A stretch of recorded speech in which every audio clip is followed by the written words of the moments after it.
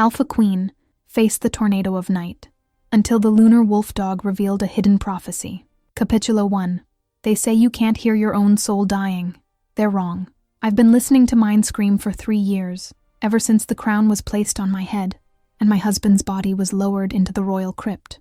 I'm 28 years old, Queen Andromeda Wildthorn of Thornhaven, and I rule a kingdom that respects me, a court that obeys me, and a council that wants to marry me off like a broodmare to secure their political games. But none of them know that every morning when I look in the mirror, I see a woman I don't recognize anymore, a woman whose fire has been reduced to embers, a woman who's forgotten what it feels like to be wild. That was before I saw him, before I saw Phantom. The council chamber stinks of old men's anxiety this morning. I can smell it beneath the burning sage and expensive oils they use to mask their fear. 12 men, 2 women, all of them twice my age, sitting around the obsidian table like vultures circling a carcass.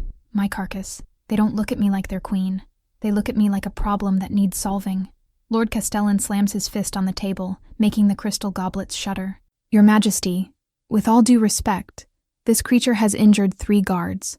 2 are in the infirmary with wounds that may never fully heal. We cannot allow this beast to continue terrorizing our people. I lean back in my throne, forcing my face into the mask of calm I've perfected over 3 years. Inside, something stirs. Something I haven't felt in so long I almost don't recognize it. Interest. Describe the creature again, I say, keeping my voice level. The Master of Arms unfurls a parchment with shaking hands. A Lunar Wolf-Dog, Your Majesty. Captured in the Forbidden Forests 3 nights ago during the blood moon. The hunters say it's unlike anything they've seen. Size of a pony, silver coat with markings that glow in moonlight. Half wolf, half something else. The men who captured it swear its eyes looked almost human. Almost human. The words echo in my chest like a bell ringing in an empty cathedral. It attacked the moment we brought it into the castle, the Master continues. Took 4 men to drag it to the dungeons. It's been howling every night since. An unholy sound, Your Majesty. Some of the servants say it's cursed. That's when Cornelius Stoneheart rises from his seat. Of course he does. The man has a talent for inserting himself into every conversation like a splinter working its way under skin. He's 45, handsome in that polished, calculated way that makes my skin crawl.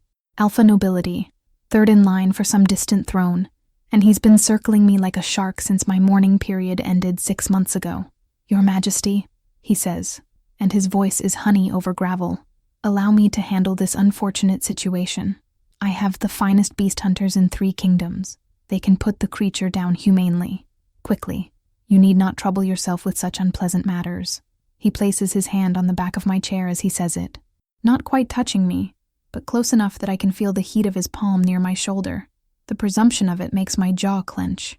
How thoughtful, Lord Stoneheart, I say, not bothering to hide the ice in my tone.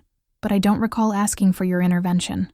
His smile doesn't falter, but something flickers in his dark eyes. Annoyance. Of course, Your Majesty. I merely thought, given your delicate constitution. My delicate constitution? I stand so abruptly my chair scrapes against stone. The sound cuts through the chamber like a blade. I am the Queen of Thornhaven. I survived 3 assassination attempts in my first year of rule. I personally led the defense of the eastern border when the Ravenclaw raiders attacked. Do not mistake my grief for weakness, Lord Stoneheart. Silence falls like snow. Even Lord Castellan has the sense to look uncomfortable. Cornelius bows, but there's something in the gesture that feels like mockery. My apologies, Your Majesty.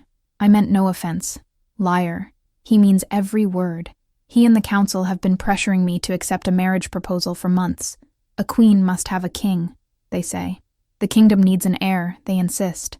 What they mean is, a woman alone is too dangerous, too unpredictable. They want me safely married to someone they can control. The thought makes something dark and bitter rise in my throat. I will see this creature myself, I announce. If it's as dangerous as you claim, I will make the decision regarding its fate. Not you, not anyone else in this room. Is that clear? More silence. Then Lady Meredith, my oldest counselor, speaks in her dry, crackling voice. Your Majesty, perhaps that's unwise. The beast is wild, unpredictable. So am I, Lady Meredith. I meet her eyes. Or I used to be. I seem to have forgotten how to be anything but obedient lately. Maybe it's time I remembered. I leave the chamber before anyone can object, my velvet train whispering against stone like secrets. The dungeons smell like every nightmare I've ever had. Damp stone, old blood, fear so thick you can taste it on your tongue like copper. The guards stationed at the entrance look at me like I've lost my mind when I dismiss them. Perhaps I have. But I descend the spiral stairs alone, one hand trailing against the rough wall, my rings clicking against stone. The deeper I go, the colder it gets. And then I hear it. A low, rumbling growl that seems to vibrate through the very foundations of the castle. It's not a sound of aggression. It's a sound of loneliness, of rage, of something trapped that was never meant to be caged. I know that sound.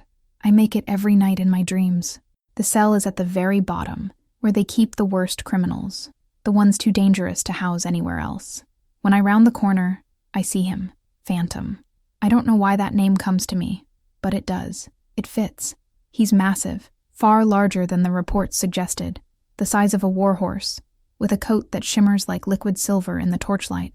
But it's the markings that steal my breath, lunar symbols traced across his fur, like someone painted constellations on his body. They pulse with a faint ethereal glow, and his eyes, God, his eyes, they're blue. Not the blue of a normal wolf, but the blue of glaciers, of winter skies, of something ancient and knowing and utterly inhuman. He doesn't snarl when he sees me. He goes perfectly still, watching, assessing. I should be afraid. Every survival instinct I have should be screaming at me to run. Instead, I take a step closer to the iron bars. "Hello," I whisper. The wolf tilts his head. The movement is so eerily human, it makes the hair on my arms stand up. I take another step, then another, until I'm close enough to touch the bars. Close enough that if he lunged, those massive jaws could tear my arm off before I could scream. "They want to kill you," I tell him. "They say you're too dangerous to live." He doesn't move, but those blue eyes never leave mine. And I swear on everything I hold sacred, I see understanding in them, not animal comprehension. Human understanding. My hand moves without conscious thought. I reach through the bars. The moment my fingers touch the cold iron, something explodes through me. It's like being struck by lightning, but instead of pain, it's pure, raw energy. It races up my arm, through my chest, settles like molten gold in my heart. The world tilts. Colors become sharper. Sounds become clearer. I can hear my own heartbeat thundering in my ears. Can feel the blood rushing through my veins. Can sense something deep inside me stirring awake after years of forced sleep. Magic.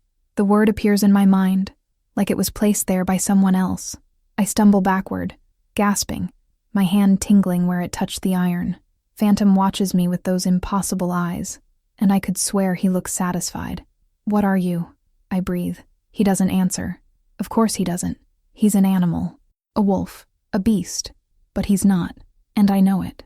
The same way I know my own name. I know this creature is something more. I run from the dungeons like a coward, my silk skirts tangling around my legs, my breath coming in sharp gasps. I don't stop until I reach the royal library, the one place in this entire castle where I can still breathe. The library is my sanctuary. Floor-to-ceiling shelves packed with books older than the kingdom itself, with scrolls in languages no one speaks anymore, with secrets the council would prefer stayed buried. I light candles with shaking hands and start searching. Lunar wolves, moon creatures, ancient prophecies. It takes me 2 hours to find it. A manuscript so old the pages crumble at my touch, written in the old tongue that my mother taught me before she died. The handwriting is elegant, but hurried, as if whoever wrote it was afraid they'd run out of time. When the lunar wolf chooses the queen, the supreme storm will come. Only through the bond of beast, witch, and broken heart will the kingdom survive. I read it 3 times. 4, 5. My hands are trembling so badly the candle wax drips onto the page. Beast, witch, broken heart, the wolf in the dungeon, the magic that exploded through me when I touched the bars. And my heart, shattered into so many pieces I'm not sure it can be called whole anymore. Superstition. It has to be. Old myths meant to scare children, but I can still feel that energy humming under my skin, and I can still see those blue eyes watching me like they knew exactly what I was looking for. I close the book carefully and hide it under my cloak. My hands are still shaking. 3 days pass. 3 days of council meetings where Cornelius suggests solutions to the wolf problem with increasing insistence. 3 days of listening to Lord Castellan demand the beast's execution. 3 days of feeling that strange energy building in my chest every time I think about those blue eyes. On the 3rd day, Cornelius sends his men. I'm in the throne room when I hear the screams. They echo up from the dungeons like the wail of the damned. My blood turns to ice. I run. Decorum be damned. I gather my skirts and sprint through the castle, my crown nearly falling off my head, my heart hammering against my ribs. When I reach the dungeons, I find carnage. 2 of Cornelius's beast hunters are on the ground, bleeding from deep gashes across their chests and arms. Another is unconscious, his leg bent at an unnatural angle. The bars of Phantom's cell are bent outward, like he tried to tear through solid iron with his bare teeth. And Phantom himself is pacing his cell like a caged storm, silver fur matted with blood that isn't his, those blue eyes wild with fury. Cornelius stands at a safe distance, looking irritated rather than concerned. As you can see, Your Majesty, the beast is too dangerous to be allowed to live. I've sent for my executioners. They'll be here within the hour. No. The word comes out of my mouth before my brain catches up. But once it's out, I don't take it back. Cornelius turns to me slowly. Your Majesty? I said no. I walk past him, past the injured men, right up to Phantom's cell. The wolf stops pacing. His eyes lock onto mine. You will not kill this creature. No one will. Your Majesty, be reasonable. I will train him myself. The silence that follows is deafening. Even the injured men stop groaning. Cornelius laughs. It's not a pleasant sound. Your Majesty, with all due respect, you cannot be serious. This beast has injured trained hunters. What makes you think you can control it? I don't look at him. I keep my eyes on Phantom. Because he doesn't need to be controlled. He needs to be understood. This is madness. Then call me mad. I finally turn to face Cornelius, and I let him see the steel in my eyes. The steel I've been hiding for 3 years beneath silk and diplomacy, and the good behavior expected of grieving widows. This is my kingdom, Lord Stoneheart. My castle. My decision. And I have made it. His jaw tightens. For just a moment, I see something ugly flash across his face. Anger. True anger. Not the polite irritation of nobility. But then he smooths it away and bows. As you wish, Your Majesty. When he touches my arm as he passes, I feel nothing but the slime of false politeness and barely concealed contempt. My stomach turns. The next morning, Lady Meredith finds me in my chambers. She's ancient, bent with age, but her mind is sharper than most men half her age. She was my mother's advisor before she was mine. You're making a mistake, she says without preamble. That beast will kill you. Perhaps. I'm braiding my hair, something I haven't done myself in years. My hands remember the pattern. Or perhaps it will save me. She's quiet for a long moment. Then, there's a man. In the mountains. A beta. Low-born. No title. But the mountain folk say he has a gift. They call him the Beast Whisperer. Say he has the voice that calms storms, and the touch that tames wild things. My hands still in my hair. His name? Elias Thornwood. The name settles into my chest like a stone dropping into still water. The council will mock you for hiring a common beta, Lady Meredith warns. Let them. I finish my braid and tie it with a leather cord instead of the silk ribbons my ladies insist upon. Send for him. Immediately. When she leaves, I walk to my window. I can see the dungeon tower from here, a dark spike against the morning sky, and I swear I can feel Phantom down there, pacing, waiting. I press my palm against the cold glass and close my eyes. I'm not trying to save the wolf, I realize. The thought comes to me like a confession, whispered in the dark. I'm trying to save whatever's left of myself. The part of me that died when they put a crown on my head and told me to be grateful. The part that's been screaming in silence for 3 years while I smiled and nodded and played the role of the perfect obedient queen. The wild part. The part that recognized something in those blue eyes because it saw itself reflected back. I don't know if Elias Thornwood can help me tame a lunar wolf, but I know with absolute certainty that if I don't try, if I let them kill Phantom, I'll lose the last piece of myself that's worth saving, and I'm done losing pieces. Tomorrow, everything changes. Tomorrow, I stop dying slowly. Tomorrow, I start becoming wild again. Capítulo 2. He arrives at dawn, when the mist still clings to the castle grounds like a living thing. I watch from my balcony as a solitary figure emerges from the forest path, and something in my chest tightens before I even see his face clearly. I tell myself it's anticipation, hope that maybe this stranger can help where everyone else has failed. But deep down, In that place where I'm learning to be honest with myself again, I know it's something else entirely. Elias Thornwood doesn't look like a miracle worker. He looks like a man who belongs to the wild places, to the mountains and forests where civilization's rules don't reach. Tall, broad-shouldered in the way of men who work with their bodies rather than sit in council chambers debating policy. His clothes are simple, practical, well-worn leather and homespun cloth that have seen actual use. No velvet, no silk, no pretension. I descend to the courtyard before my ladies can dress me properly. I'm still in my morning robe, my hair loose down my back, and I don't care. The servants give me scandalized looks, but I ignore them. I've spent 3 years caring what everyone thinks. I'm tired of it. When I step into the courtyard, he's there, standing in a shaft of early sunlight that turns his chestnut hair to bronze. He's younger than I expected, maybe 35, with a beard that's thick and well-kept, streaked with silver at the temples. But it's his eyes that stop me cold. Amber, the exact color of honey held up to light. And when they meet mine, I feel that same electric shock I felt when I touched Phantom's cage. He doesn't bow. Not the way the nobles do, with their elaborate flourishes and false deference. He simply inclines his head, a gesture of respect between equals. Something in me wants to be offended. Queens don't receive equals. We receive subjects. But I'm not offended. I'm relieved. Your Majesty, he says, and his voice is like rough velvet, deep and textured. I'm told you have a problem that needs understanding rather than solving. Not a beast that needs taming. A problem that needs understanding. I find myself smiling for the first time in days. Lady Meredith chose her messenger well. She said you were different from what she expected. He shifts the carved wooden staff he carries from one hand to the other, and I notice his hands, calloused, scarred, strong, but holding the staff with surprising delicacy, like it's something precious. She said you might actually listen. And will I like what you have to say, Elias Thornwood? His amber eyes hold mine. Probably not, Your Majesty. Truth rarely comes wrapped in pleasant words. I shouldn't like him. He's too direct, too unpolished, too comfortable with himself. He makes me uncomfortable, and I've built my life around being comfortable, being safe, being contained. But contained things die. I know that now. Come, I say, turning toward the secret gardens behind the east wing. I'll take you to him. I have Phantom moved to a specially constructed enclosure in the gardens few people know exist.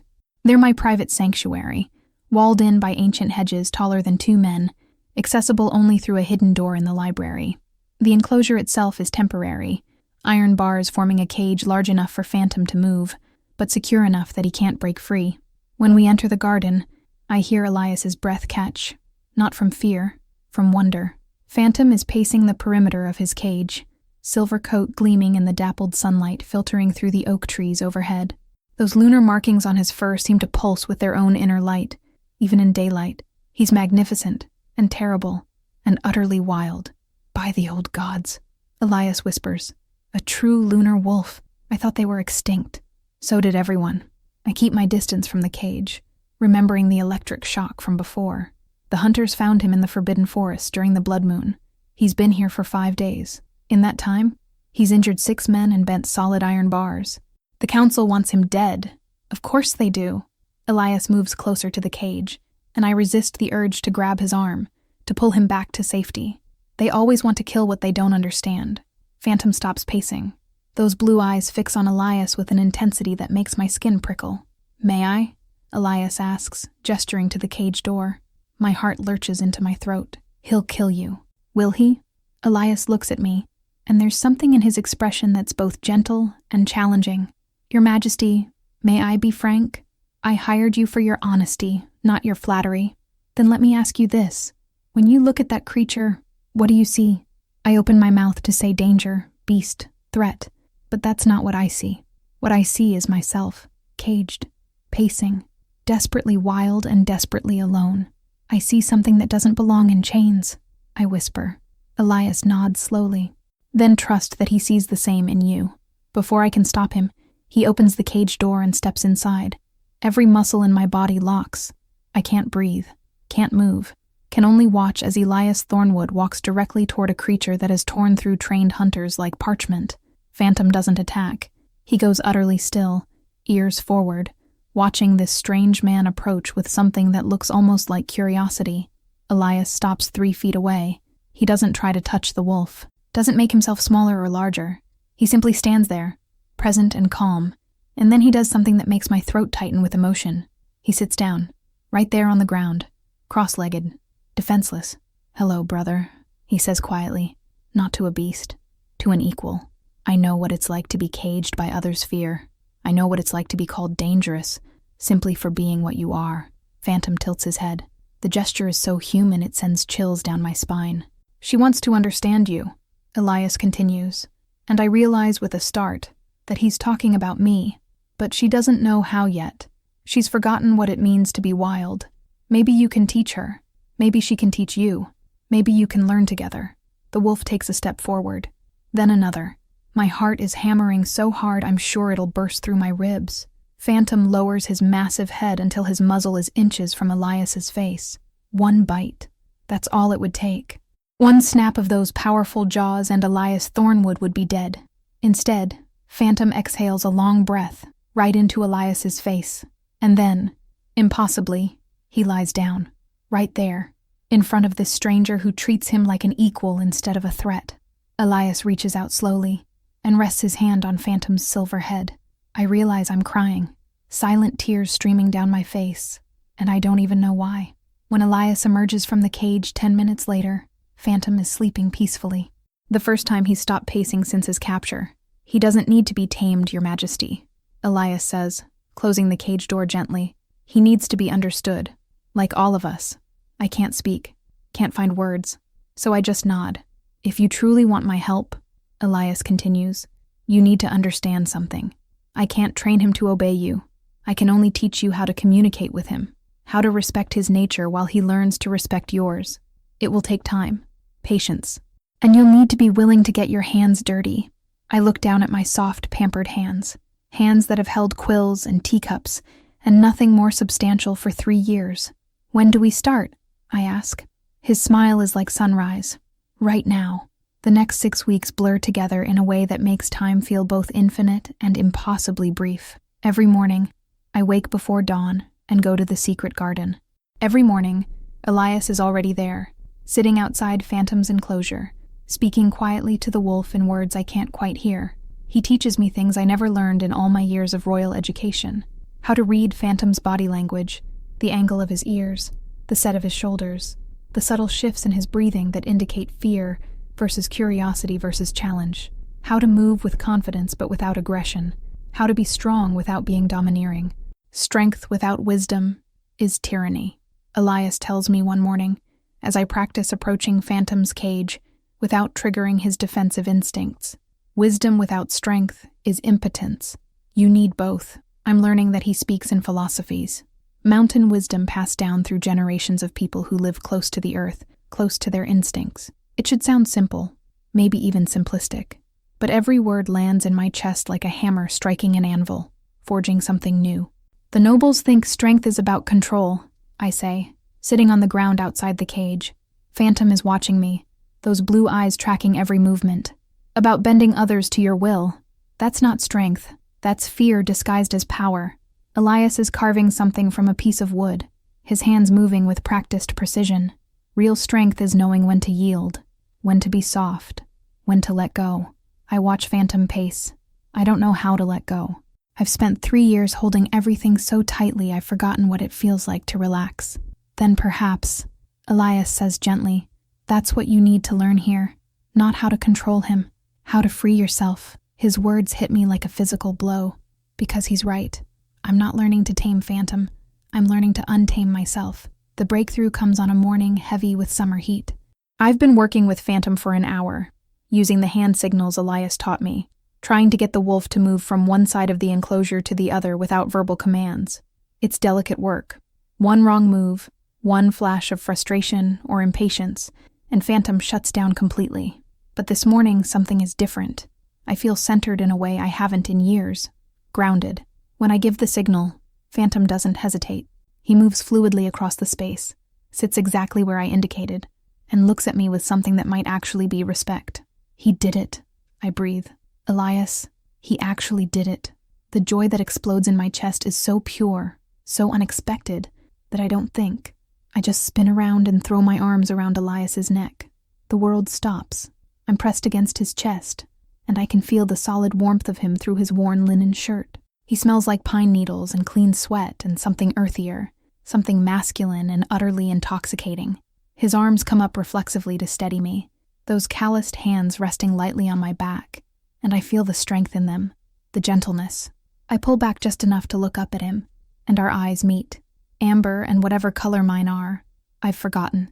All I know is that his pupils are dilated, his breath has gone shallow, and the way he's looking at me makes heat pool in my stomach.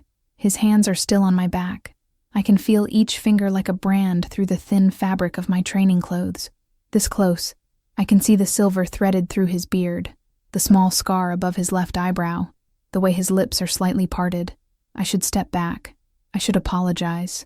I should remember that I'm a queen, and he's a common beta, and there are 1,000 reasons why this moment needs to end right now. But I don't want it to end. I want to stay here, in this garden, in his arms, where the world is simple, and I'm not a queen. I'm just Andromeda, just a woman who hasn't been touched with genuine warmth in 3 years. Your Majesty, he says, and his voice is rougher than usual. I step back abruptly, and the loss of his warmth is like a physical pain. Forgive me. That was inappropriate. No, he clears his throat. That was joy.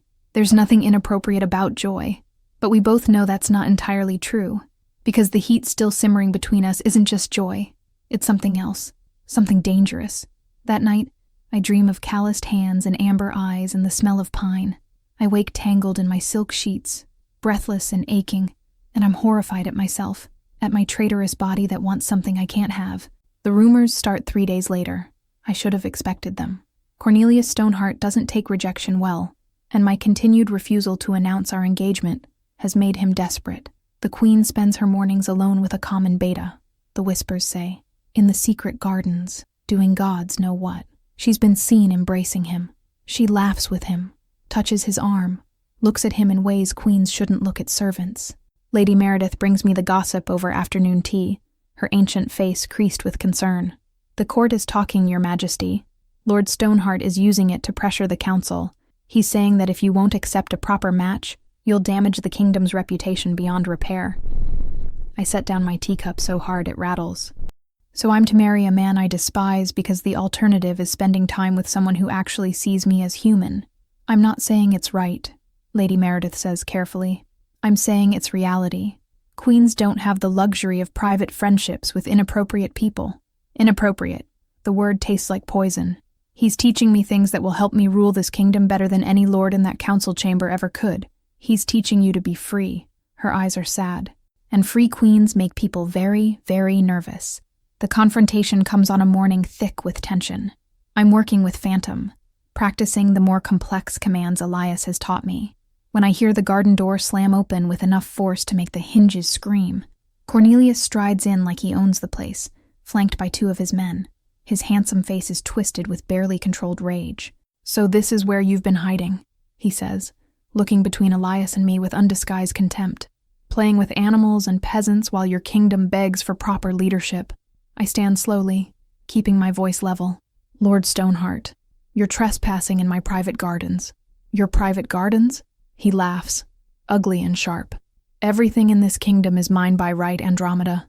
The sooner you accept that, the easier this will be. He's never called me by my first name before. Never dropped the Your Majesty. The disrespect is intentional, calculated to remind me that he sees me as property, not person. Before I can respond, Phantom erupts. The sound he makes isn't a growl.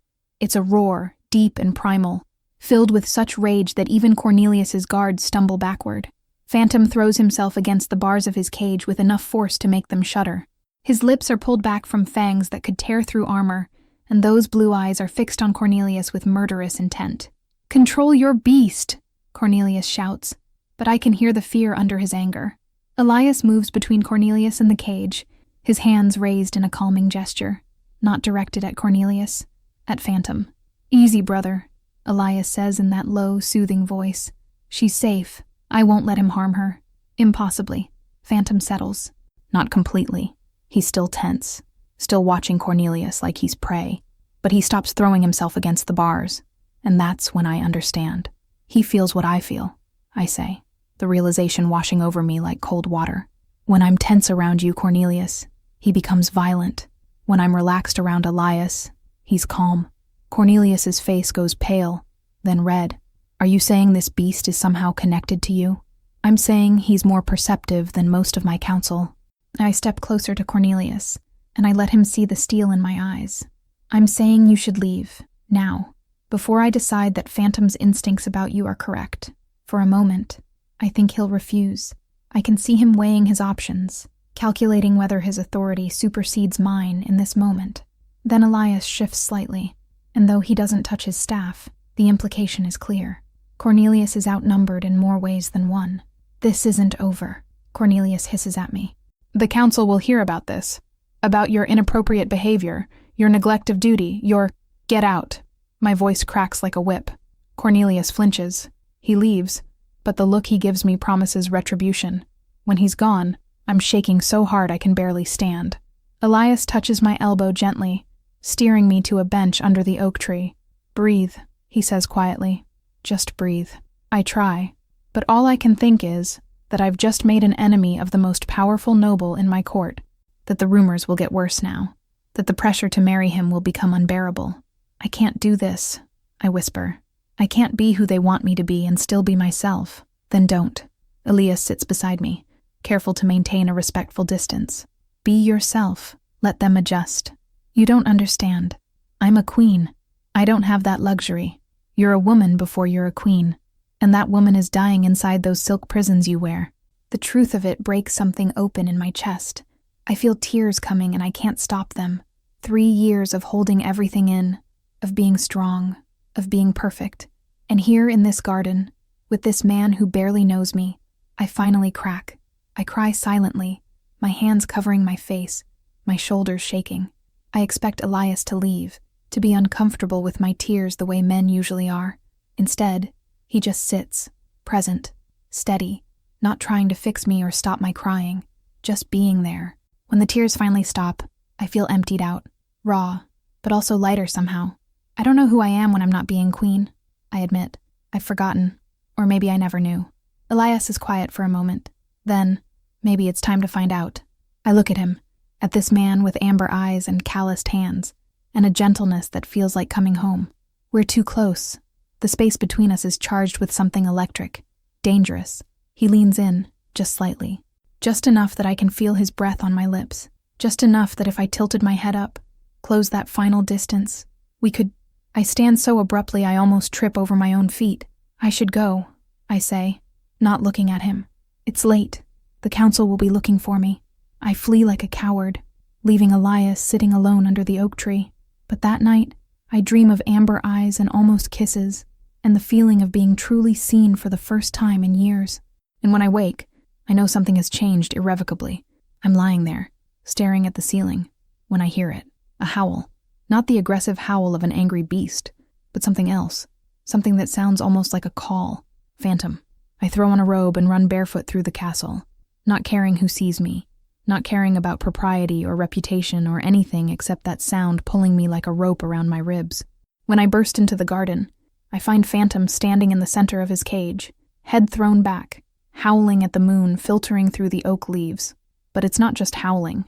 He's glowing. Those lunar markings on his silver fur are lit up like someone drew them in liquid starlight. They pulse in time with his heartbeat, bright, and then dim, bright, and then dim. The whole garden is bathed in silver light. I should be afraid. I should run for the guards, for Elias, for anyone who might know what to do. Instead, I walk forward like I'm in a trance. I reach out my hand toward the bars of the cage. The moment my fingers touch the iron, the light from Phantom's markings leaps toward me like living fire. It races up my arm, through my chest, settles into every cell of my body. I gasp, arching backward as power floods through me, ancient and wild and utterly mine. When I look down at my hands, they're glowing, silver light emanating from my palms, from my fingertips, from somewhere deep inside me that's been sleeping for 28 years. Magic. Real magic. Not legend. Not superstition. Real, tangible, undeniable magic flowing through my veins like a river finally remembering how to run free. Phantom stops howling. He looks at me with those blue eyes, and I swear I hear a voice in my head that isn't mine. Finally, you're waking up. I fall to my knees in the soft grass, staring at my glowing hands, and I know with absolute certainty that everything is about to change. This is just the beginning. Capítulo 3. I wake to chaos.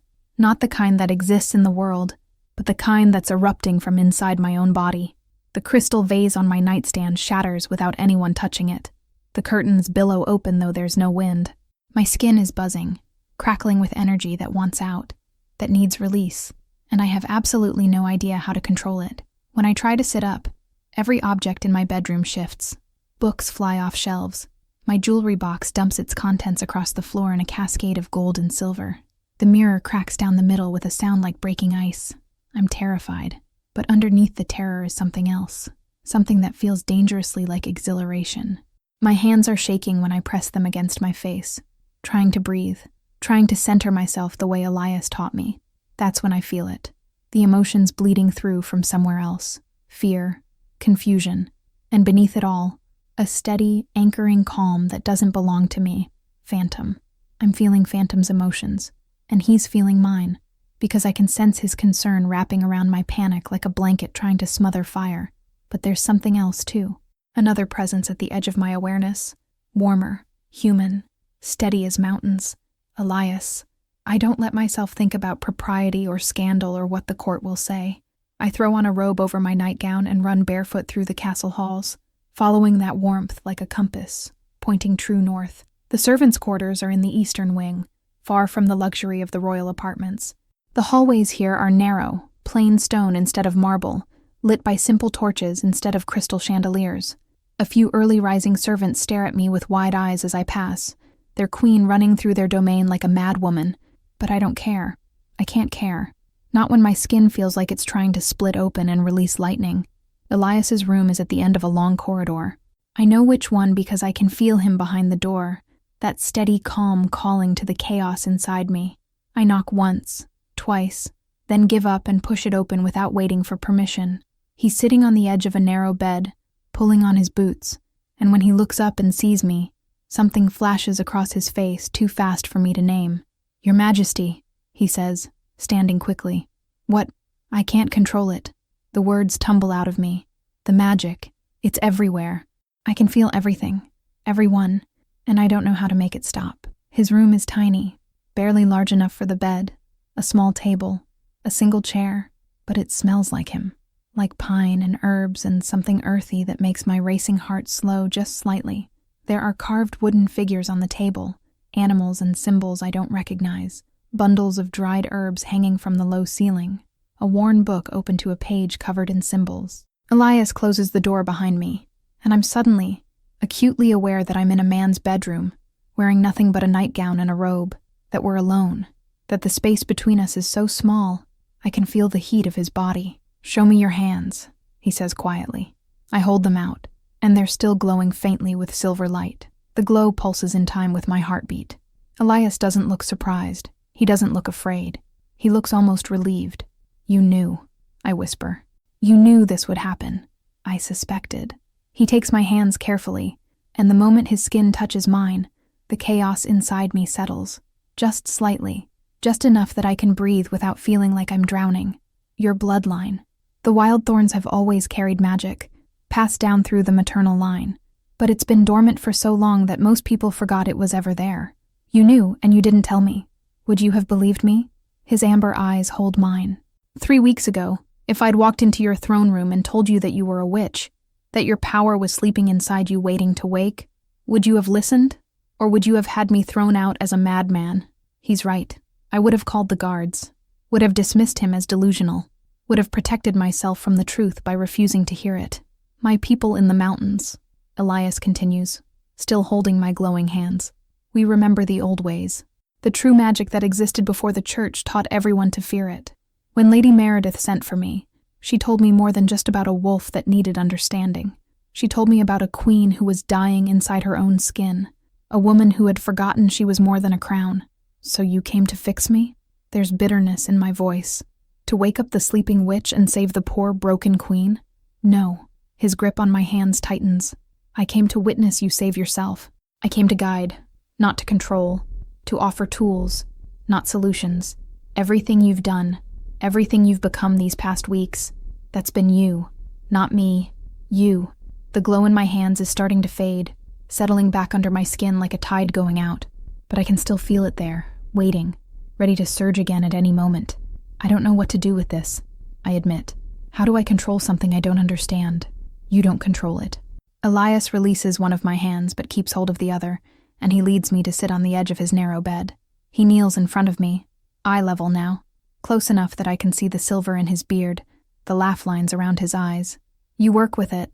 You learn its rhythms, its needs, the same way you learn to work with Phantom. Magic isn't something to be dominated. It's something to be partnered with. We're so close. His hand is still holding mine, his thumb unconsciously tracing circles on my palm. The touch is hypnotic, grounding, and utterly inappropriate. I should pull away, should stand up, should remember who I am, and who he is, and all the reasons this is impossible. Instead, I lean forward slightly, just an inch, just enough that I can smell the herbs on his skin, can see the way his pupils dilate when he realizes how close we are. Elias, I whisper, and his name on my lips feels like a confession. Andromeda. He says my name, not my title, and the intimacy of it makes heat pool low in my belly. He leans in. I lean in. The space between us shrinks to nothing, and I can feel his breath on my lips, warm and real, and the sirens scream. We jolt apart like we've been burned. The sound is unmistakable, the deep, resonant bells that only ring when the kingdom is in immediate danger. War, invasion, catastrophe. Elias is on his feet instantly, reaching for the staff that leans against the wall. I stand too, my heart hammering for entirely different reasons now. The walls, Elias says, already moving toward the door. Everyone will be gathering at the walls. We run together through the castle, and I don't care that we're coming from the servants' quarters together. Don't care what conclusions people will draw. All I care about is the terror threading through the castle like poison, the way people are screaming and pointing toward the sky. When we reach the battlements, the entire court is already there. Lord Castellan, Lady Meredith, Cornelius, looking unnaturally calm amidst the chaos, and beyond them, beyond the walls, on the horizon. By the gods, I breathe. The storm is massive, clouds blacker than midnight, swirling in a pattern that defies nature, forming a funnel that reaches from sky to ground like a finger of some terrible god. Lightning flashes within it, not white, but purple and green, colors that shouldn't exist in natural lightning, and it's moving, slowly but inexorably, carving a path of destruction across the landscape, heading directly toward Thornhaven. It's 3 days away at its current speed, Lord Castellan says, his voice shaking. Maybe 4 if it slows. But Your Majesty, this storm, it shouldn't exist. Not for another 3 months. Your calculations are irrelevant, Cornelius interrupts, stepping forward. He looks at me with an expression that might be concern if I didn't know him better. This is the Black Lunar Storm, the one that destroys kingdoms every century. It's arrived early, and without intervention, it will annihilate Thornhaven completely. The court erupts in panicked whispers. I can feel their fear pressing against me, my newfound empathic sense picking up every spike of terror, every tremor of despair. There must be something we can do, Lady Meredith says. Some defense, some magic. There is. Cornelius turns to face the assembled nobles, and I see the performance in it, the way he's orchestrated this moment. The old rituals speak of combining bloodlines, ancient powers united to repel ancient threats. Your Majesty, he looks at me now, and his dark eyes are calculating. If you would consent to marry me immediately, we could perform the ritual tonight. My family's ancestral magic combined with yours. Together, we might have enough power to turn the storm aside. The court gasps. Several nobles actually applaud. Of course they do. This is what they've wanted all along. Me safely married, the succession secured, the kingdom protected. But something in Cornelius's words rings false. I can feel it in my gut, in that new instinct that magic has awakened.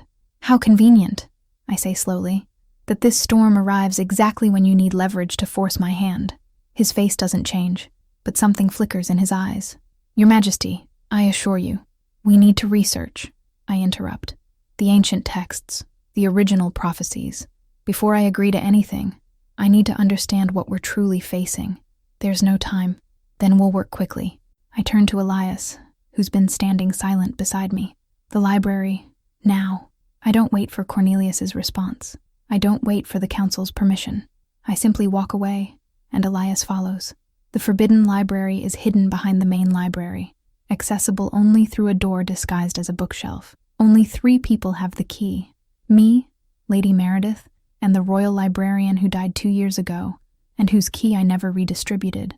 Inside, the air is thick with dust and secrets. Shelves upon shelves of texts that the church banned.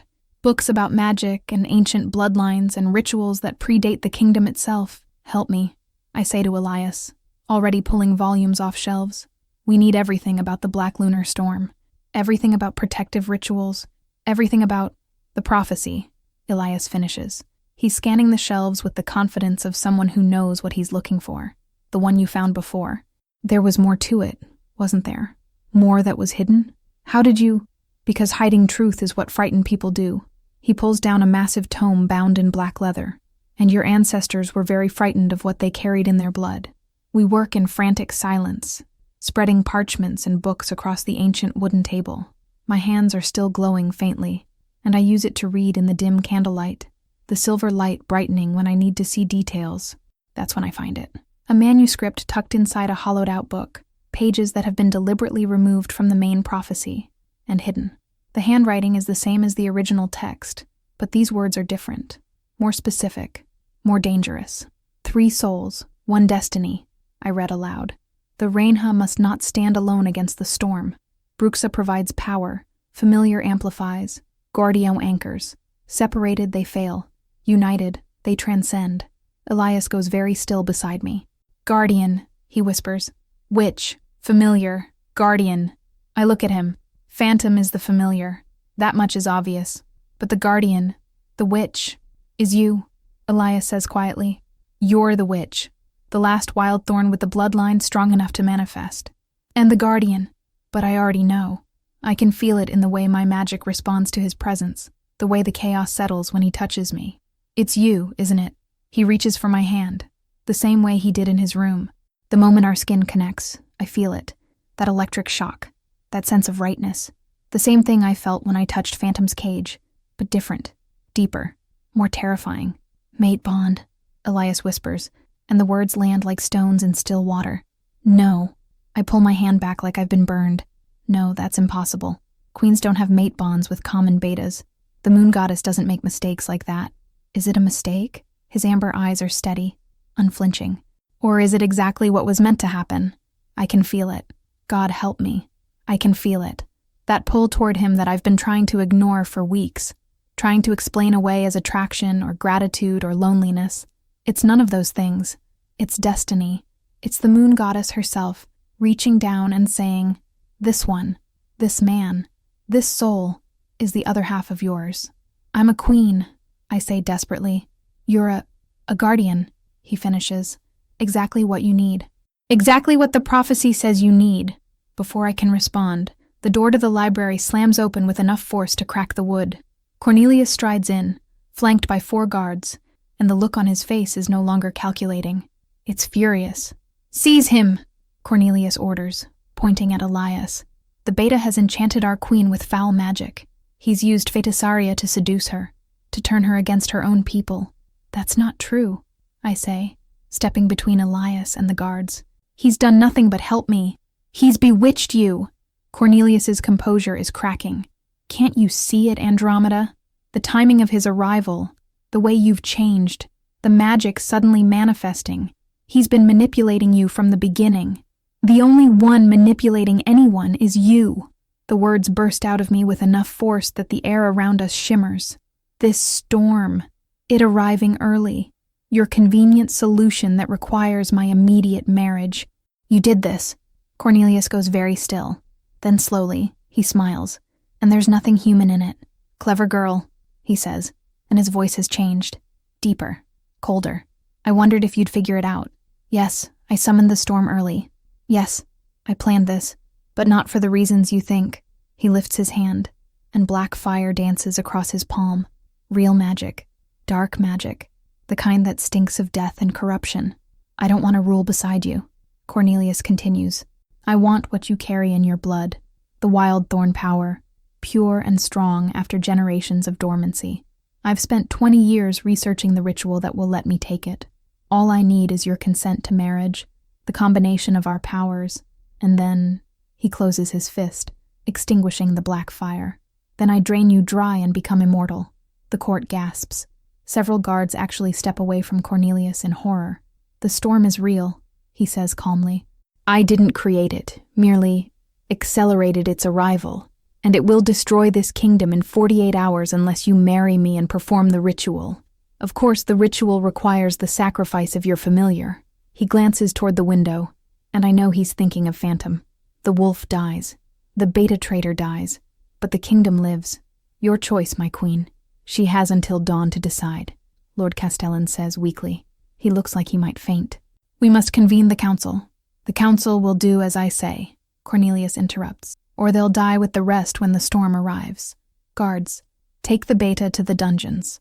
Her Majesty needs time to think. Alone. I try to fight. I try to use the magic crackling under my skin. But Elias catches my eye and shakes his head slightly. Don't. Not yet. Trust me. They drag him away, and I'm escorted to my chambers by guards who won't meet my eyes. The door locks behind me with a sound like a death sentence. I'm alone. Except I'm not. Phantom is here, curled in the corner of my room. I don't know how he escaped his enclosure, how he got past guards and locked doors, but he's here, and when I collapse onto the floor beside him, he presses his massive head against my chest. I can feel Elias through whatever bond is forming between us, feel his pain as they chain him in the dungeons, feel his fear, not for himself, but for me, feel his absolute certainty that somehow, some way, we'll find a way out of this. I walk to the mirror on shaking legs, and that's when I see them, the marks, lunar symbols, just like phantoms, appearing on my skin like someone is painting them in silver light. They start at my collarbone, trace down my arms, spiral around my wrists. They're beautiful and terrifying and utterly inhuman. I'm not taming the beast, I realize as I stare at my transformed reflection. I'm becoming the beast. Phantom isn't my pet or my project. He's my other half. The wild part of me made manifest. And that wild part? She doesn't bow to ultimatums. She doesn't accept impossible choices. She doesn't lie down and die just because someone powerful tells her to. The marks glow brighter as I reach this understanding, and I feel something shift deep inside me. Not just magic, identity, purpose. Cornelius thinks he's won by backing me into a corner, by making me choose between duty and desire, between kingdom and self. He doesn't understand that those aren't my only options, that cornered animals don't surrender. They bite.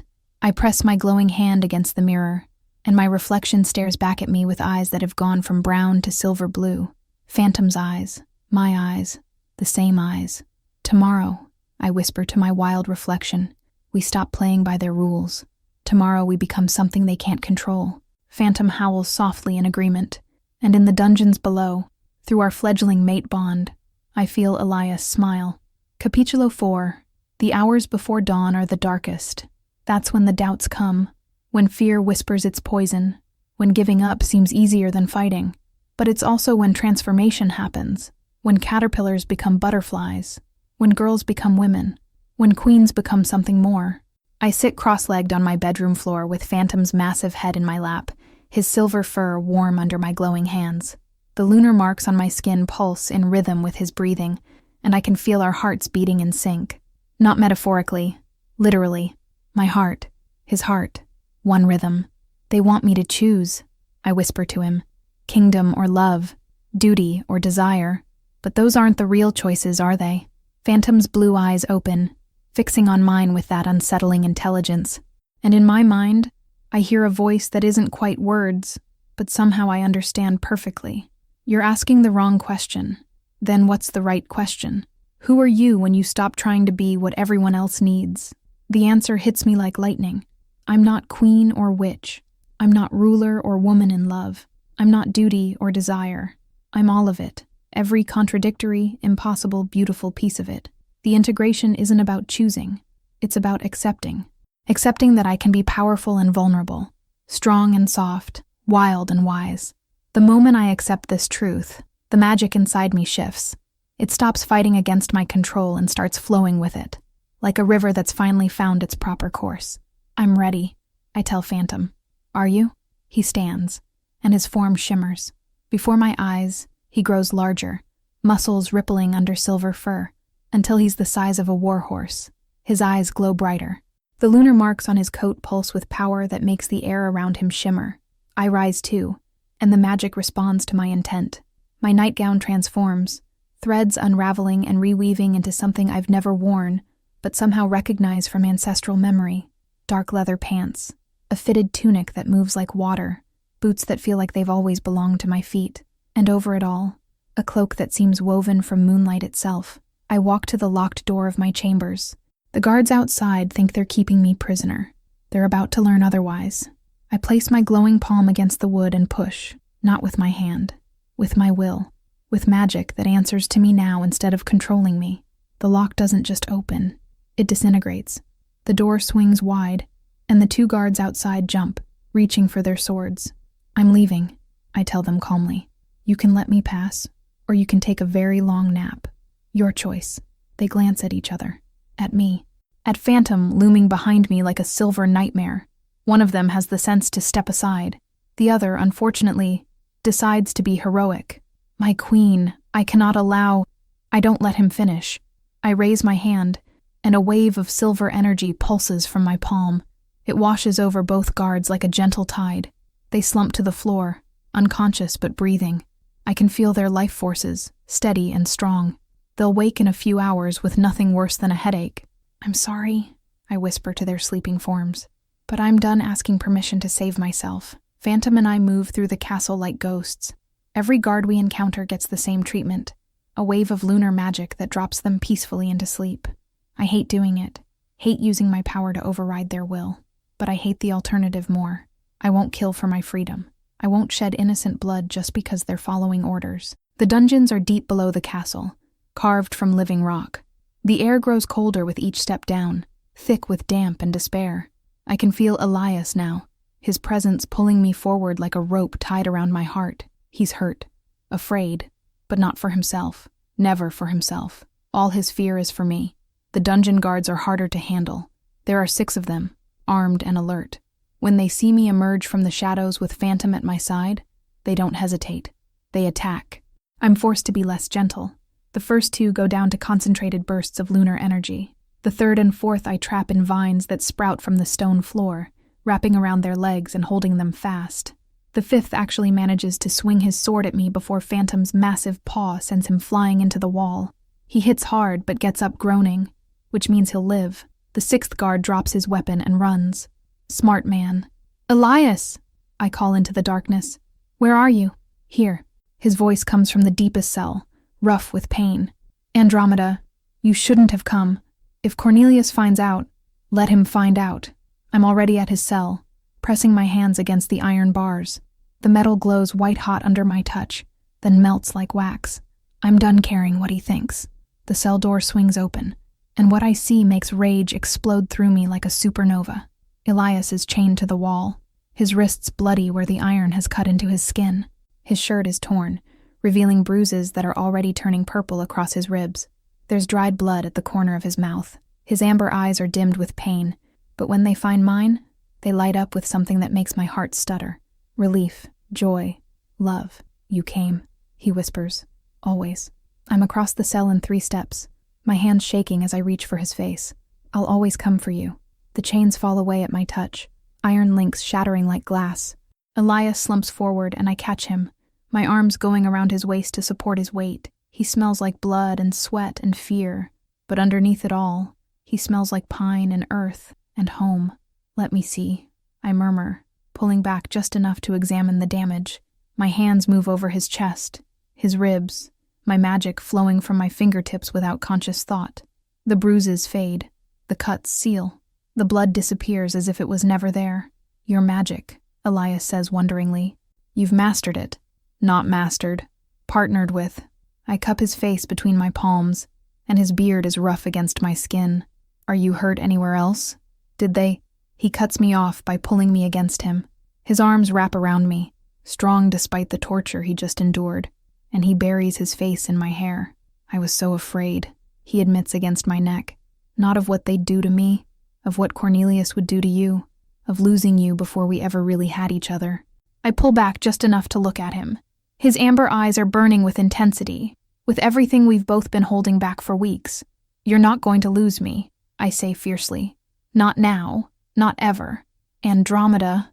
My name is a prayer on his lips, a question, a plea, and then he's kissing me. It's not gentle. It's desperate, hungry, 3 weeks of restraint breaking like a dam. His mouth crashes against mine with bruising force, and I kiss him back just as desperately. His hands are in my hair, mine are clutching his shoulders, and we're pressed together so tightly I can feel every plane of his body against mine. He tastes like copper from the blood, like salt from tears I didn't know he'd shed. But underneath it all, he tastes like freedom, like coming home after a lifetime of wandering, like everything I've been searching for without knowing I was searching. When we finally break apart, we're both breathing hard. His forehead rests against mine, his hands still tangled in my hair. I need to ask you something, he says, his voice rough, and I need you to be sure before you answer. Ask. He pulls back just enough to meet my eyes.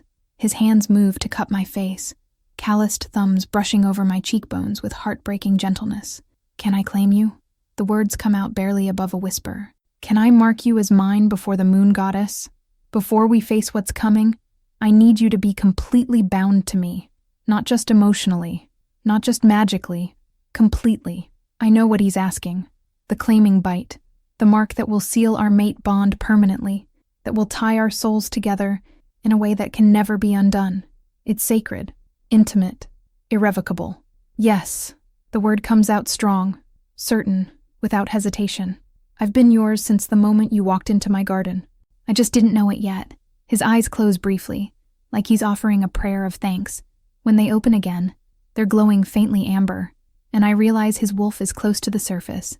This will hurt, he warns, just for a moment, and then we'll be one.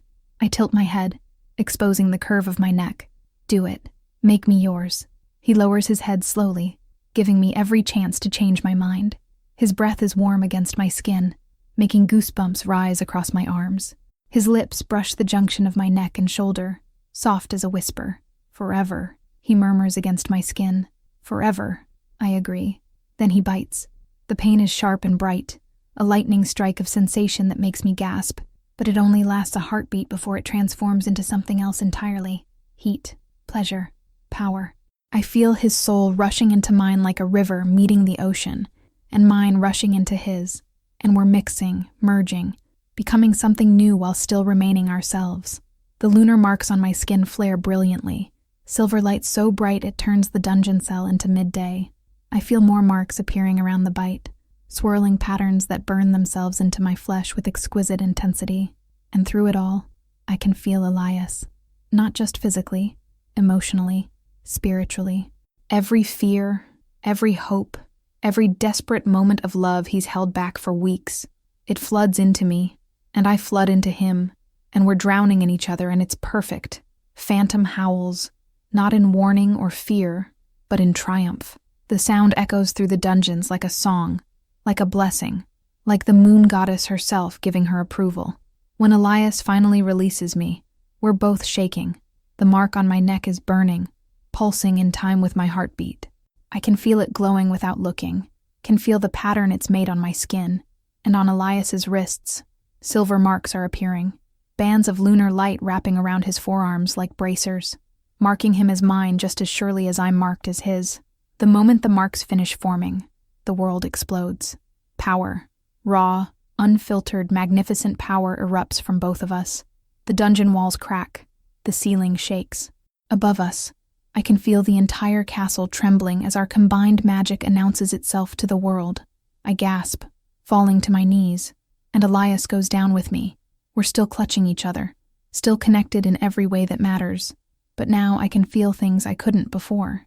His strength, not just physical, but the strength of mountains, of ancient trees, of things that endure. It flows into me, wrapping around my wild, chaotic magic, and giving it structure, giving it foundation. And he's feeling me. I can sense his wonder as my power rushes through him, wild and fierce and utterly untamed.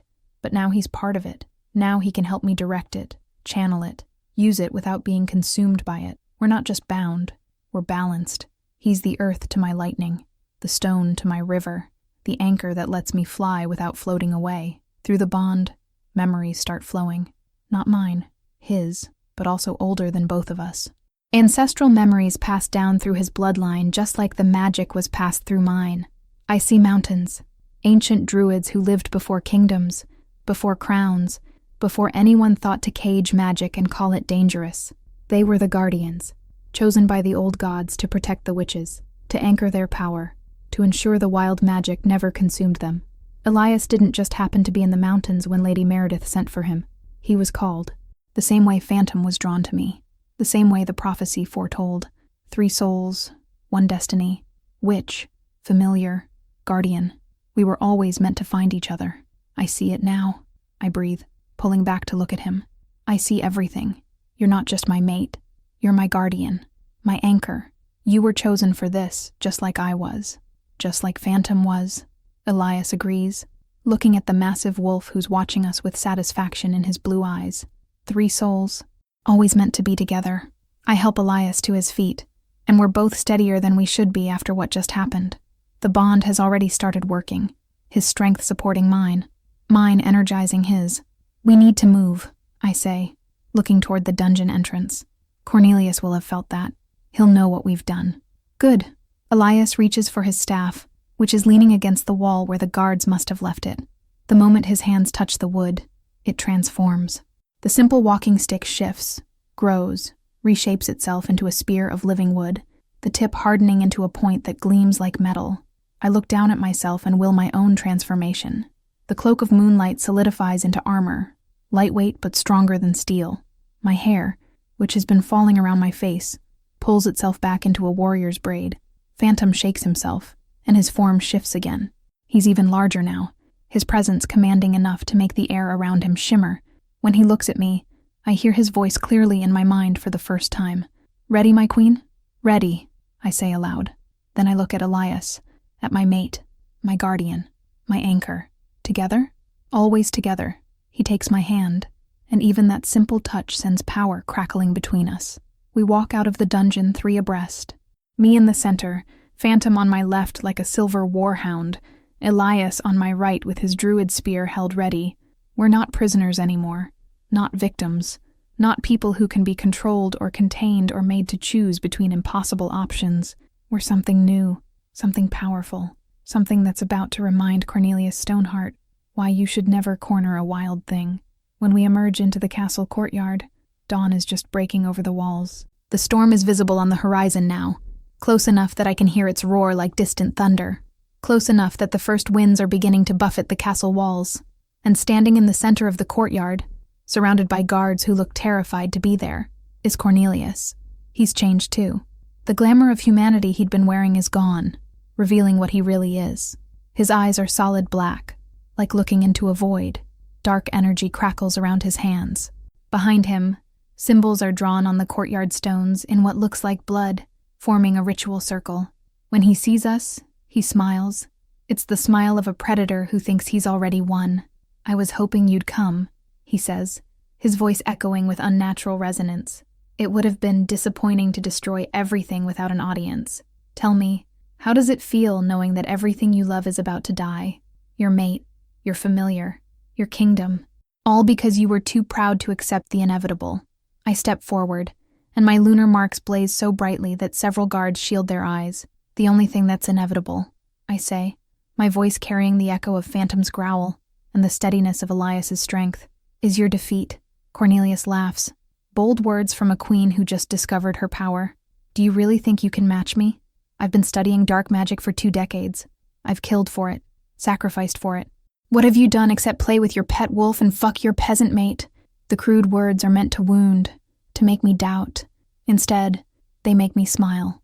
I've done something you never could, I say calmly.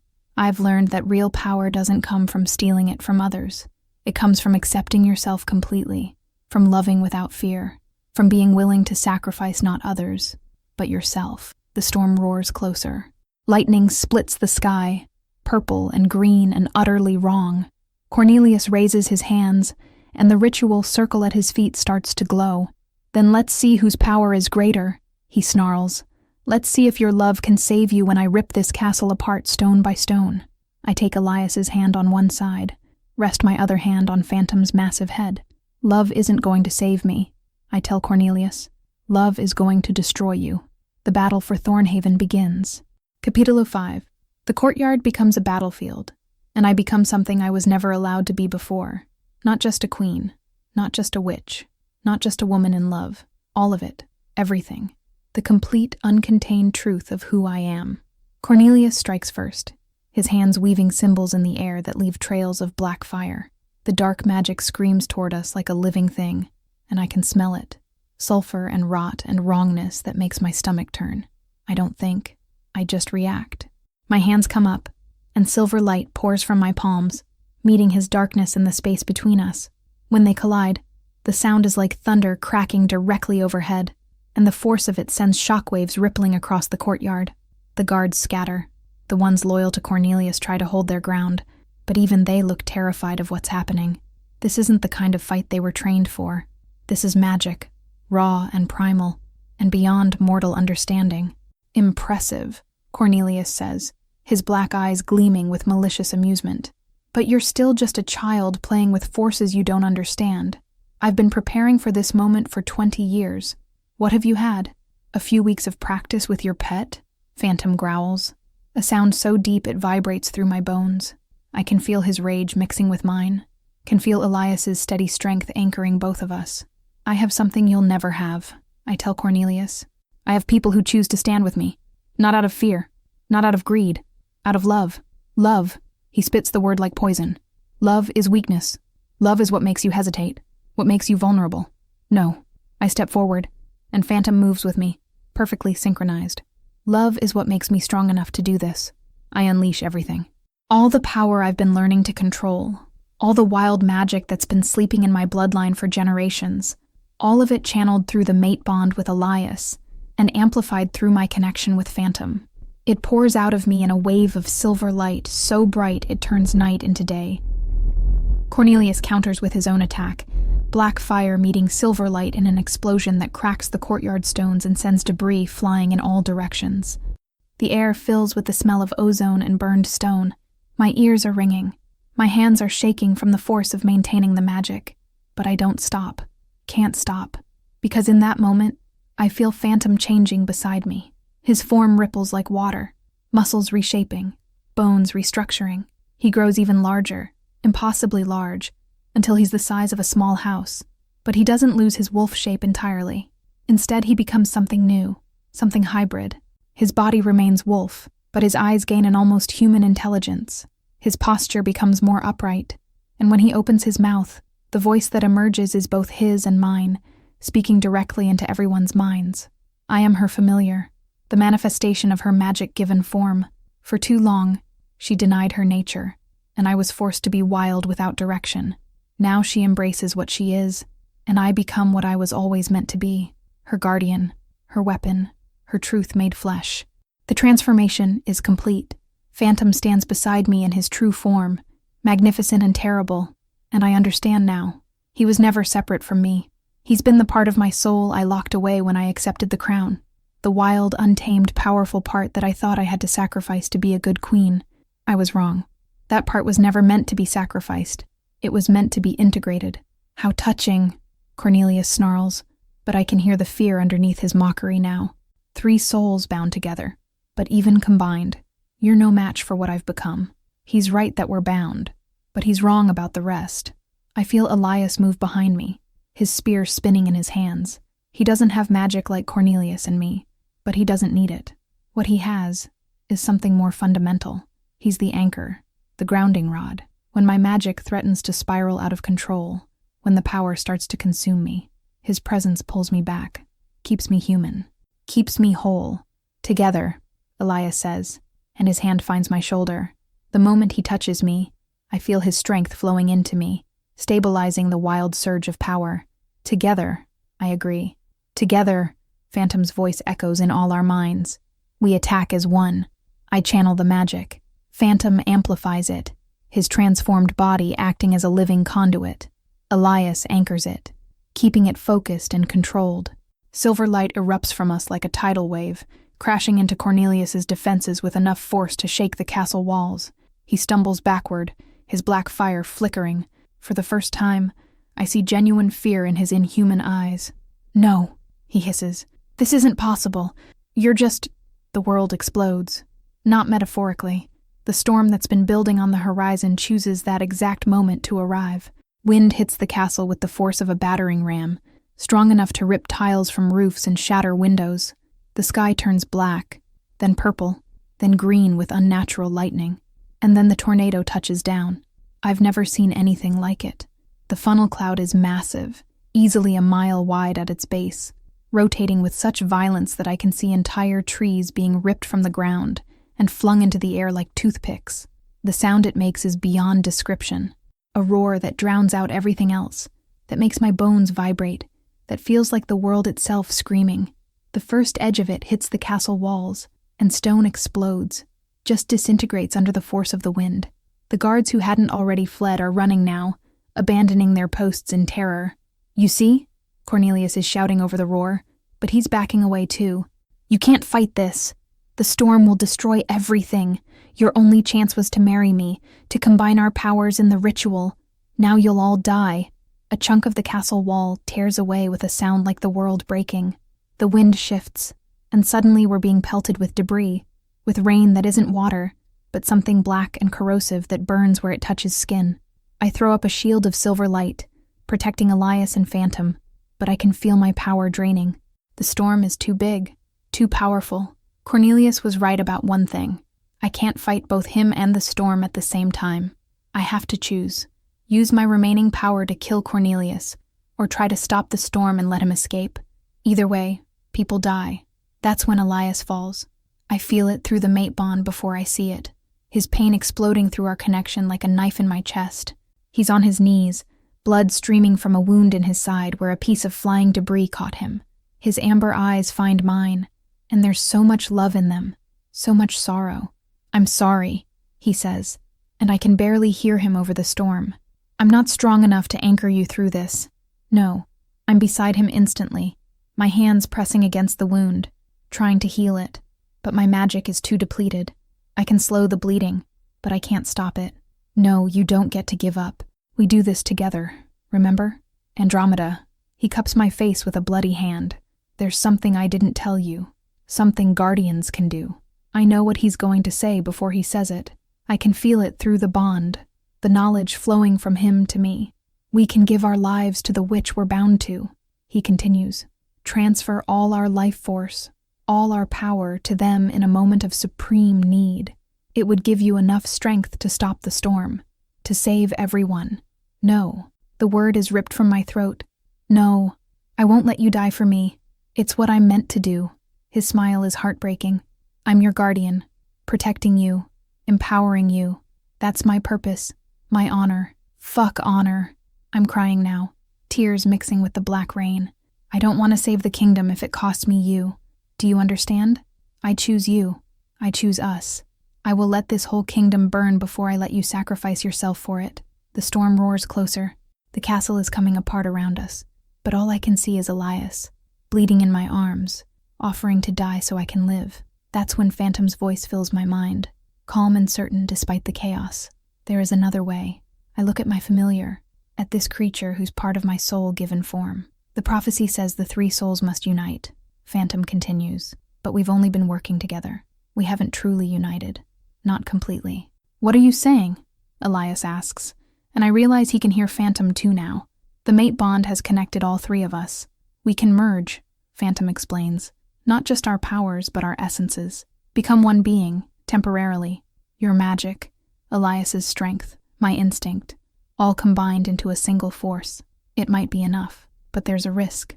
What risk? I demand. We might not be able to separate afterward. We could lose our individual identities, become something new. Something that's neither you, nor Elias, nor me, but all three merged permanently. I look at Elias. He looks back at me. Through the bond, I can feel his thoughts as clearly as my own. The The same fear, the same desperate hope, the same certainty that losing each other is worse than any other fate. Together, I whisper. Forever, he agrees. Until the end, Phantom adds.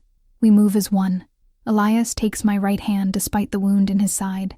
Phantom lowers his massive head until his muzzle touches my left hand, and I open myself completely, tearing down every wall, every barrier, every last shred of control. The fusion doesn't happen gently. It's violent, overwhelming, like being torn apart and reassembled in the same instant. I feel Elias pouring into me, his strength and his stubborn determination, and his deep, unshakable love. I feel Phantom flooding through me, wild instinct and fierce loyalty, and the pure, simple truth of being alive. And they feel me, all of me, the fear and the power, and the desperate need to protect what I love. Our boundaries dissolve. I am Andromeda, and Elias, and Phantom, and none of us and all of us. We are one mind with three hearts, one purpose with infinite strength. The power that flows through our merged form is beyond anything I've ever imagined. It's creation and destruction, life and death, earth and sky, and everything in between. We stand, and the body that stands is mine, but moves with Elias's grace and Phantom's predatory power. When we speak, the voice is triple, harmonized perfectly. Cornelius, the dark sorcerer, is trying to run now, scrambling toward the castle gates like a rat fleeing a sinking ship. But we're faster. We move with impossible speed, appearing in front of him before he can take 3 steps. You were right about one thing, we say with our triple voice. The 3 souls needed to unite, but you were wrong about everything else. He throws everything he has at us. Black fire, dark curses, spells meant to rip the soul from the body. They wash over us like rain on stone. Harmless, meaningless, because what we have isn't stolen. It isn't forced. It's given freely, bound by love, and that makes it unstoppable. We raise our hand, and lunar light pours from our palm. Not an attack, a purification. We've seen into Cornelius's soul, and we know the truth. He's not evil by nature. He's broken, consumed by fear of death, of irrelevance, of being forgotten. The dark magic hasn't corrupted him. It's just revealed what was already there. We forgive you, we say, and we mean it, but we cannot allow you to continue. The light touches him, and he screams, not in pain, but in release. The dark magic burns away like fog in sunlight. His artificial immortality unravels, and when the light fades, there's nothing left but ash scattering on the wind. He's gone, not destroyed with hatred or vengeance, simply returned to the elements he tried to cheat. But the storm doesn't care about justice or mercy. It's still coming, still destroying, and now it's directly overhead. We turn to face it, this force of nature that Cornelius manipulated but never truly controlled. It's beautiful in its terrible way, pure chaos, pure power, completely indifferent to the lives it destroys. We could try to fight it, could throw our combined power against it in a battle of wills, but we understand something Cornelius never did. You don't fight chaos, you transform it. We reach up with arms that are mine and Elias's and Phantom's, and we open ourselves to the storm, not to attack it, to accept it, to welcome it. The tornado's power slams into us, and instead of resisting, we absorb it. Pull it into our merged form like water into a vessel. It fights, rages, tries to tear us apart, but we're already torn apart and remade stronger, and this is just one more transformation. Through Phantom's instinct, we know how to channel wild power. Through Elias's strength, we know how to endure. Through my magic, we know how to transform. We take the storm's destructive energy and we change it, redirect it, reshape it into something new. The tornado begins to unravel. The black rain becomes silver. The howling wind becomes a song. And as the storm dissipates, it transforms into something beautiful, light, pure, healing, lunar light that rains down on the kingdom like a blessing. Where it touches broken stone, the stone repairs itself. Where it touches wounded soldiers, their injuries heal. Where it touches the scorched earth, new grass springs up, green and vibrant. We don't just stop the storm, we make it into salvation. When the last of the storm's power has been channeled, transformed and released, we feel the fusion beginning to unravel. It's painful, like being stretched on a rack, our merged essence splitting back into 3 separate souls. But we don't fight it. We let it happen naturally. trusting that we'll find ourselves again on the other side. I gasp, falling to my knees on the now peaceful courtyard stones. Beside me, Elias collapses, breathing hard, and Phantom. Phantom shifts between forms, wolf and hybrid and something in between, before settling into his new natural state. The hybrid form, but smaller now, controllable, no longer forced into one shape or another. We did it. I breathe. My voice is my own again, just mine, and it sounds strange after speaking with 3 voices at once. We did, Elias confirms. He's looking at his hands, which are glowing faintly with silver marks that weren't there before. Permanent marks, but were changed. He's right. I can feel it. The mate bond is stronger now, but also different. I can still sense his emotions, but the connection is less overwhelming, more balanced, and when I look at my reflection in a puddle of silvery rain, I see that the lunar marks have spread. They cover my arms completely now, trace patterns across my collarbones, spiral around my neck. My eyes, when they catch the light, flash silver instead of brown. I'm not human. Not entirely. Not anymore. Is that bad? I ask quietly. Elias reaches for my hand, threading his fingers through mine. His grip is stronger than it should be, and I realize he's changed too. The bond has extended his lifespan, given him strength beyond normal human limits. He'll live as long as I do now, age as slowly as I do. No, he says simply. It's perfect. Phantom nuzzles against my other side, and his voice fills my mind one more time. You freed me by freeing yourself. Thank you, my queen. The sun is rising over the castle walls. The storm is gone. Cornelius is dead, and I'm kneeling in the ruins of my courtyard with my mate and my familiar, watching the kingdom wake to a new day. But the hard part isn't over. It's just beginning. 6 weeks later, I stand before the assembled court in a throne room that's been rebuilt with my own magic. The nobles are arranged in their traditional positions, but their faces show a mix of fear, awe, and calculation that wasn't there before. I'm not wearing the traditional royal regalia. Instead, I'm in the armor of moonlight that's become my preferred attire, my lunar marks visible for everyone to see. Elias sits beside me in a throne that didn't exist 6 weeks ago, wearing simple but fine clothes, his own marks displayed proudly on his wrists. And at my feet, in his hybrid form, Phantom lies like the guardian he is. I've called this assembly, I say, and my voice carries to every corner of the room without needing to be raised, because things have changed. I have changed, and this kingdom must change with me or fall apart. Lord Castellan shifts nervously. Your Majesty, what changes are you proposing? Not proposing, enacting. I stand, and the lunar marks on my skin pulse with soft light. First, all laws prohibiting mate bonds between different social classes are hereby abolished. Love is not a crime. It never should have been. Gasps ripple through the court. Several nobles look outraged. But I notice some of the younger ones, the ones who've been forced into loveless political marriages, look relieved. Second, I continue, magic is no longer forbidden in Thornhaven. Any witch, any practitioner of the old ways who wishes to study their craft openly, may do so without fear of persecution. We will establish a formal academy for magical studies. But Your Majesty, Lady Meredith speaks up, and she's one of the few who looks approving rather than shocked. The church will protest. The neighboring kingdoms will call us heretics. Let them. I meet her eyes. I've spent 3 years being what everyone else needed me to be. I'm done with that. I'm the Queen of Thornhaven, and I'm also a witch. If the church has a problem with that, they can take it up with me personally. The threat is implicit but clear. I saved this kingdom. I destroyed a dark sorcerer and stopped a storm that would have annihilated everything they hold dear. Let them try to condemn me. Third, I say, looking at Elias, I'm formally recognizing Elias Thornwood as my mate and my prince consort. He's the first beta to hold such a position, and he won't be the last. This kingdom will no longer value bloodlines over character. More gasps. Lord Castellan looks like he might faint. But several of the nobles, the ones who saw the battle, who watched us save the kingdom, are nodding slowly. They understand. Power isn't in blood. It's in truth. And fourth, I finish, Phantom Loonwatcher is hereby recognized as my royal familiar and guardian. He has the same legal protections as any member of the royal household. Phantom lifts his massive head and regards the court with those intelligent blue eyes. Several nobles actually bow to him. Now, I say, sitting back down and letting the weight of my pronouncement settle. I understand that some of you disagree with these changes. Some of you think I've overstepped, become too powerful, too different. I lean forward. I invite any who feel this way to challenge me.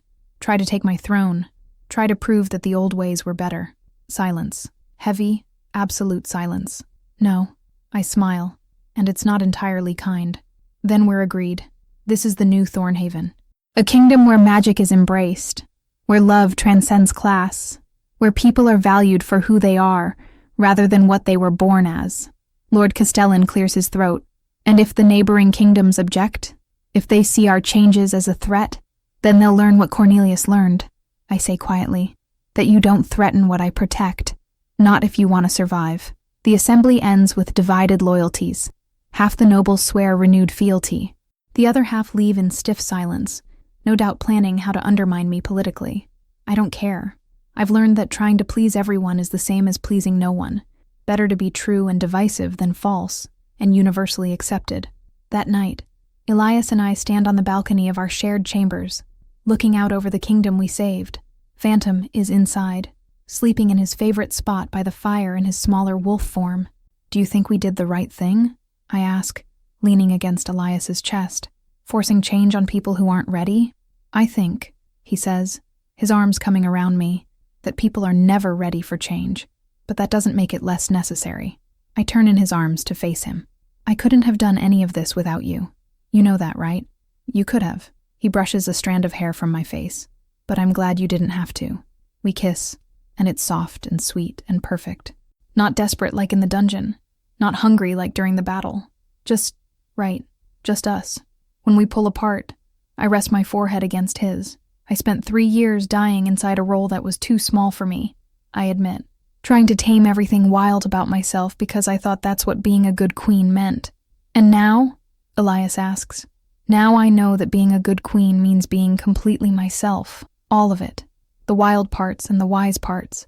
The powerful parts and the vulnerable parts. I don't have to choose. I can be everything. He smiles. You were always everything. You just needed permission to see it. I think about that. About the journey from the dead inside Queen in the council chamber to the woman I am now. About Phantom, waiting in the dungeons for me to find him. About Elias, traveling from the mountains because destiny called. About the prophecy that was never about taming or controlling, but about accepting and integrating. 3 souls, 1 destiny. We saved each other by being ourselves, by refusing to be smaller than we were, by choosing truth over comfort, love over duty, authenticity over acceptance. And we're going to keep choosing it, every day, for the rest of our very long lives. They said queens can't choose, I murmur, looking out over my kingdom. That we're bound by duty, by tradition, by the expectations of others. What do you say? Elias asks. I smile, and my lunar marks glow brighter in the moonlight. I say they were wrong. Queens can choose everything when they're willing to pay the price of being completely themselves. And that price? I take Elias's hand, feel Phantom's contentment through our bond, and know with absolute certainty that every sacrifice, every struggle, every moment of fear was worth it. It's worth every second of authentic life. The moon rises full and bright over Thornhaven, and somewhere in the mountains, I swear I hear the moon goddess herself approving. This is just the beginning, not the end.